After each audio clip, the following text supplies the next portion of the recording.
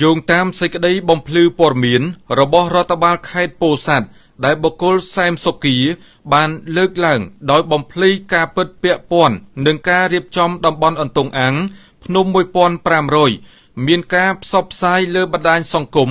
របស់គណនី Facebook Page ឈ្មោះអាស៊ីសេរីបានផ្សព្វផ្សាយកាលពីថ្ងៃទី 10 ខែមីនា ឆ្នាំ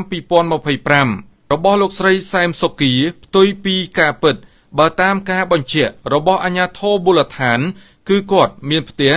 មានមុខរបរនៅទីលំនៅអចិន្ត្រៃយ៍មានដីចំនួន 3 កន្លែងទី1ទីតាំងដីនិងផ្ទះភូមិចំការជ្រៃខាងត្បូងឃុំអន្លង់រៀបស្រុកវាលវែងទី2ទីតាំងទំហំដី 18,000 ម៉ែត្រការ៉េនៅចំណុចអូលហុងភូមិចំការជ្រៃខាងត្បូងឃុំអន្លង់រៀបស្រុកវាលវែងទី3ទីតាំងដីទំហំ 27,423 ម៉ែត្រការ៉េ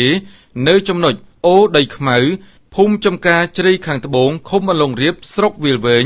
ថែមទាំងមានរថយន្តទៀតផងគាត់មិនមែនរស់នៅក្នុងតំបន់អន្ទង់អាំងនោះទេដូច្នេះការអះអាងក្នុងការផ្សព្វផ្សាយក្នុងបណ្ដាញសង្គមគណនី Facebook អាស៊ីសេរីពុំមែនជាការពិតនោះឡើយម្យ៉ាងវិញទៀតវិទ្យុអាស៊ីសេរីដែលជាវិទ្យុនិយមផ្សាយតែព័ត៌មានបែបអគតិញុះញង់បំបែកបំបាក់ដោយធ្វើការវាយប្រហារមកលើអាជ្ញាធរ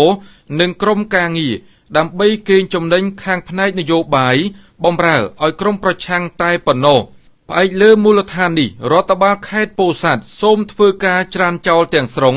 នៃការចុះផ្សាយព័ត៌មានរបស់គណនី Facebook Page ឈ្មោះអាស៊ីសេរីដែលផ្ដល់ដោយបុគ្គលសែមសុគីនិងសូមអំពាវនាវដល់សាធារណជនកុំឲ្យមានការយល់ភ័ន្តច្រឡំ